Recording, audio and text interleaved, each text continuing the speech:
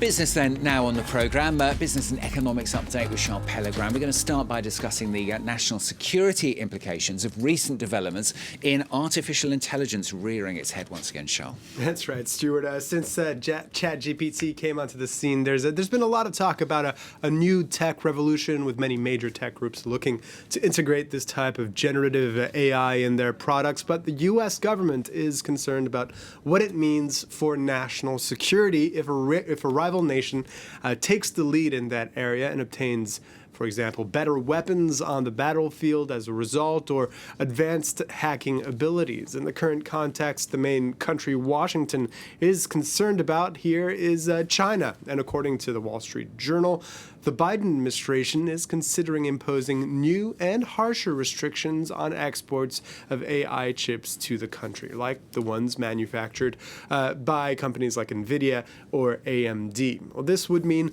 that these companies would have to obtain licenses to export AI chips to China and other countries of concern, and in order to stop Chinese companies from circumventing existing controls, it's also considering restricting their leasing of cloud services. Well, this would complete existing curbs announced in October last year, which required licenses for the export of the most advanced chips and chip-making equipment, as well as an agreement struck with both the Netherlands and Japan to join this U.S. policy. Both these countries are home to essential tech in this area. The Wall Street Journal is reporting the new measures could come into effect early next month, although chip makers are pushing to ease these restrictions. Onto the stock markets. What's happening there, Sean? Well, as we can see in Europe, the major indices have opened this Wednesday session higher after breaking their losing streak on Tuesday. The FTSE in London up over 1/3%, the Paris CAC 40 up 0.75%. And in Asia, we're seeing both the Hang Seng in Hong Kong and the Shanghai Composite trade lower or flat. This as industrial profits in China are down 18.8% in the first 5 months of the year. Worth noting that Chinese semiconductor stocks for SMIC and Hua Hong Semiconductor both fell on the back of that Wall Street Journal report. Now to supermarkets. They're in the spotlight once again. This is in the UK.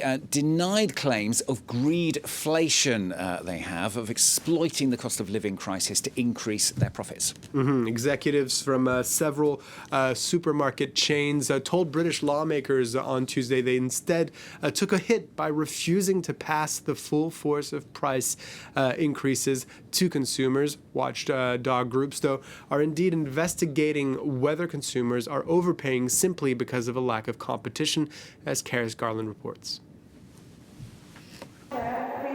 As Brits struggle at the checkout, executives from 4 supermarket chains were called in to answer questions from lawmakers on Tuesday.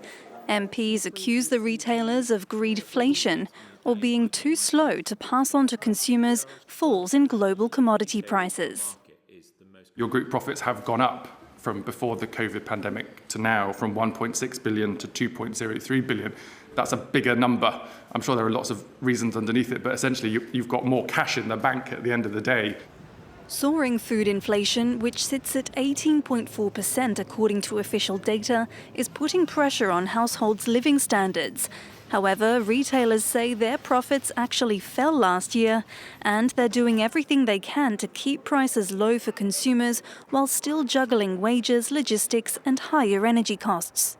We make, and this is the whole group, 4 pence in every pound, which I don't think is any example of profiteering. My observation would be this is fiercely competitive as a market. We're generally considered one of the most competitive food markets in the world. Earlier this month, the French government convinced 75 top food manufacturers to lower prices on hundreds of basic products, while Hungary has imposed mandatory price cuts. The 4 British supermarkets, though, said such a move wasn't needed in the UK, although some have introduced their own cuts to staple items. On Monday, Sainsbury's, for example, said it would invest £15 million to reduce the cost of items like rice, pasta and chicken. Gareth Garland there. Now, a UK spirits company, they've ended an acrimonious partnership. This is with the hip-hop mogul Diddy. That's right. Diageo, the group behind such brands as Guinness and Johnny Walker, announced it was ending what it called a, quote, broken relationship. This after Sean Combs, Diddy's legal name, sued the company on claims of racism in a New York court.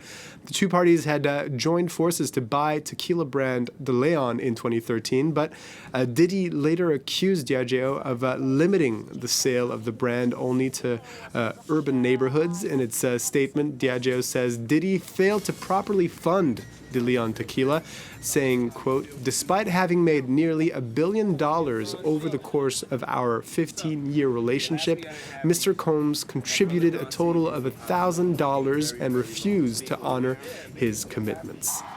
Something about this story makes me think that we haven't heard the end of it. No, it did sound like rather a broken relationship. I think maybe they summed that up pretty well, Charles Pellegrin, with the business news on France 24.